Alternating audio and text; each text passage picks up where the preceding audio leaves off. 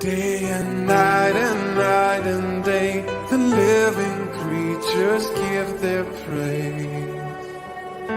To him who lives eternally, they never cease from saying,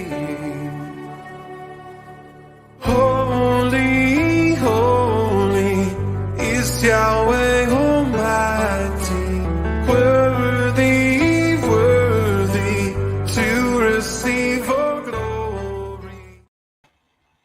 Hi, welcome to Walking in the Word. My name is Chelle Wagner, and I'm so glad you came to join me today. You know, we've been reading some books of the Bible, and the next one that we're going to get started on is the Book of Ruth. It's part of the Megillot scrolls.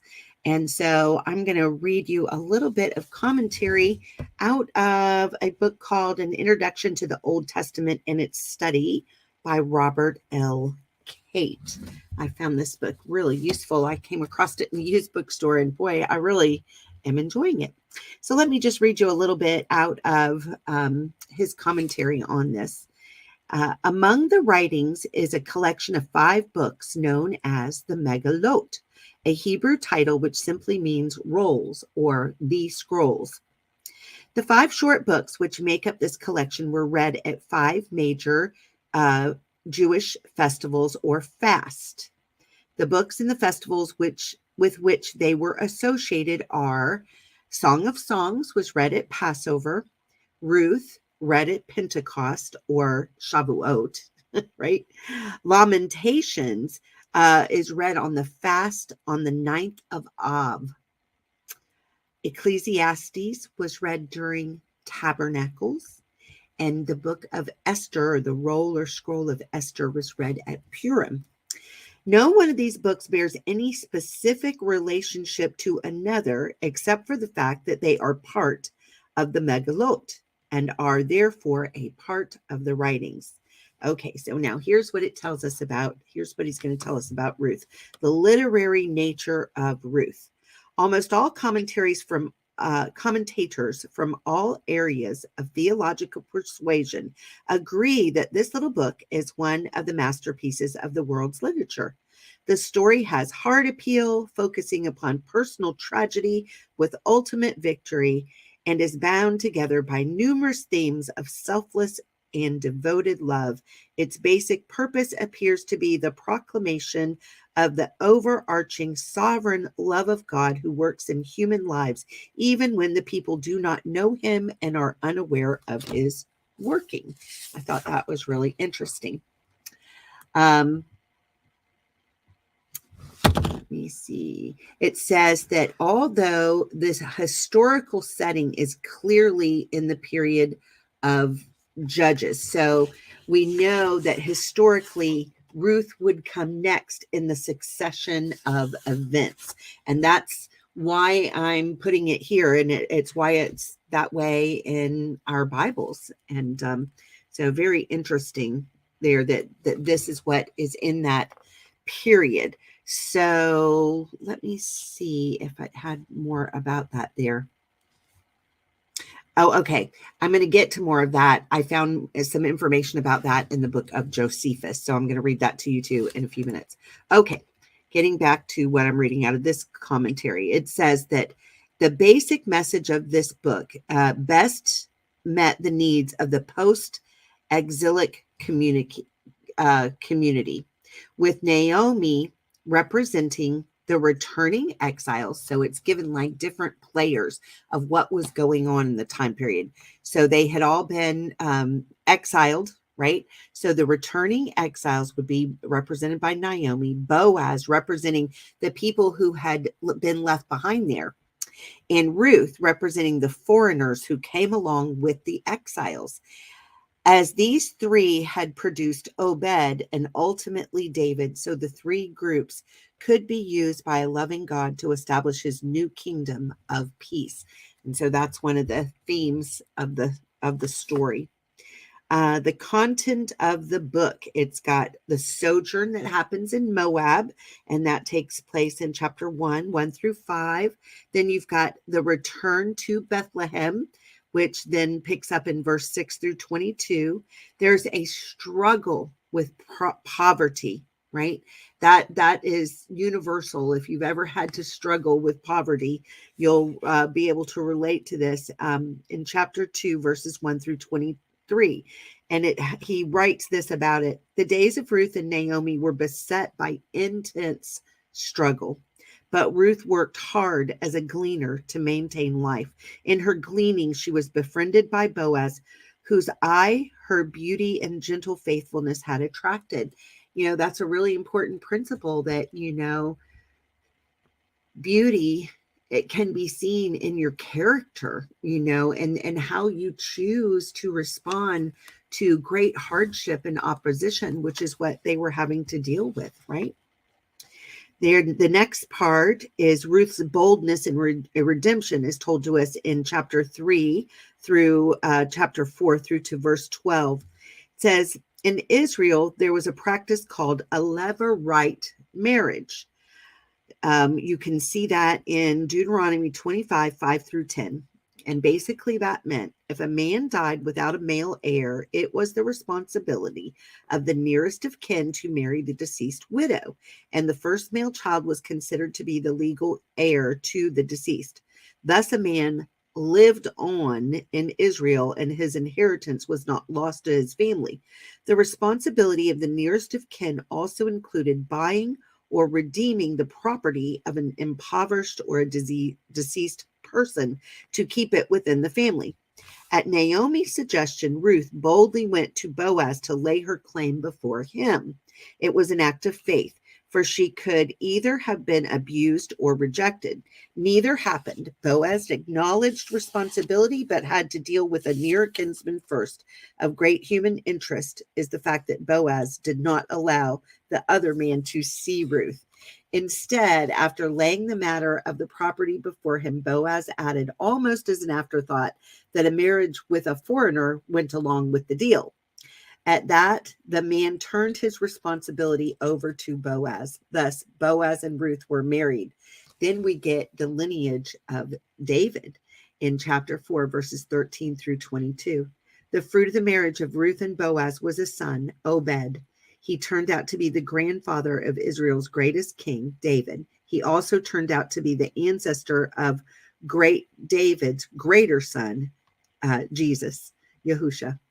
Thus, God demonstrated his sovereignty through human love. Further, a lesson which ought to have been remembered but wasn't, was presented in that foreign blood was introduced into the line of David. That which others might consider foreign or pagan, God, through his love, used to accomplish his purposes of redemption. Well, we know that that really was not the first time either. That's been going on for as long as I can remember, the foreign blood concept. There's always got to be provision for the foreigners because there's lots of foreigners who have become the household of Yasharel. Okay. Now I wanted to share a little bit, just a few things out of Josephus. So I'm going to read a little bit out of Josephus about this particular time period. Now, I'm reading this out of the one by Sefer Publishing, right? There it is right there. I love the way that it reads, and I love how it continues on with the same verbiage as the Sefer that is written so that you can make connections a little easier. Okay, so this is out of chapter 9. It's book 5, chapter 9. It says, now after the death of Shimshon, okay, so Samson. So this is where we left off in Judges. And now we're picking up. So we had all of Judges, and Ruth really falls in line as the next thing that would have happened. Okay, so now after the death of Shimshon, Eli, the high priest, was governor of Yashralayim. Under him, when the country was afflicted with famine, Elimelech of Bet-Lechem, which is a city of the tribe of Yehudah, being not able to support his family under so sore a distress, took with him Naomi, his woman, and the children who were born to him by her, Kilion and Mechlon, and removed his habitation into the land of Moab. Upon the happy prosperity of his affairs there, he took for his sons women of the Moabim, Orpah for Kilion and Ruth for Mechlon. But in the compass of 10 years, both Elimelech and the sons died. Naomi, being very uneasy at these accidents and not being able to bear her lonesome condition, now that those who were dearest to her were dead, returned to her country again, for she had been informed it was now in a flourishing condition. However, her daughters-in-law were not able to think of parting with her, and when they had a mind to go out of the country with her, she could not dissuade them from it. So then, the story, which we're going to read, tells really the rest of that. So I'm going to skip on. I did want to read you a little bit more out of this particular thing with Josephus, book 5, chapter 9, and going into 3 and 4. So it says, it was not many days before Boaz, after the barley was winnowed, slept in his threshing floor.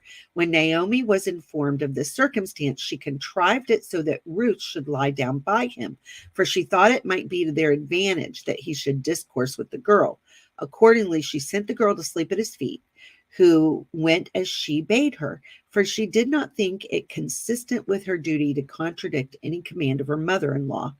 At first she lay concealed from Boaz as he was fast asleep, but when he awoke about midnight and perceived a woman lying by him, he asked who she was. When she told him her name and desired that he whom she owned for her master would excuse her, then he said no more. But in the morning, before the servants began to set about their work, he awoke her and bid her take as much barley as she was able to carry and go to her mother-in-law before anybody there should see that she had lain down by him. It was prudent to avoid any reproach that might arise on that account, especially when there had been nothing done that was ill. But as to the main point at which she aimed, the matter should rest here. He who is nearer of kin than I am shall be asked whether he wants to take you to be his woman. If he says he does, you shall follow him. But if he refuses it, I will marry you according to the Torah. When she had informed her mother-in-law of this, they were very glad of it, out of the hope they had that Boaz would make provision for them. Now about noon, Boaz went down into the city and gathered the Senate together, and when he sent for Ruth, he called for her kinsman also. When he had come, he said, do you retain the inheritance of Elimelech and his sons? He confessed that he did retain it, and that he did as he was permitted to do by the Torah, because he was their nearest kinsman.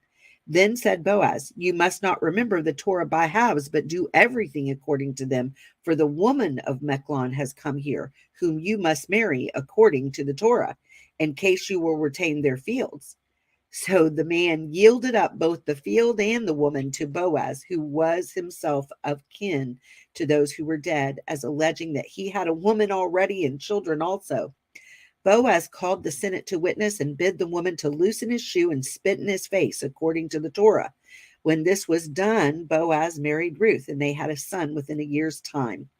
Naomi was herself a nurse to this child, and by the advice of the women called him Oved, as being to be brought up in order to be subservient to her in her old age.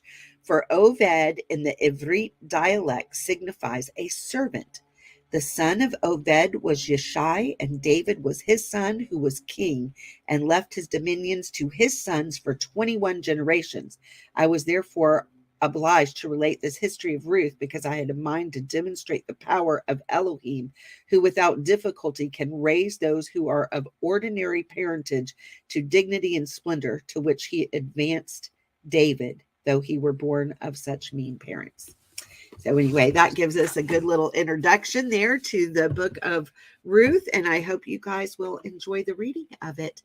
So for right now, I will say shalom, and the next time when I come back, we'll be reading the story of Ruth.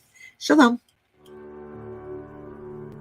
Day and night and day, the living creatures give their praise to him who lives eternally. They never cease from saying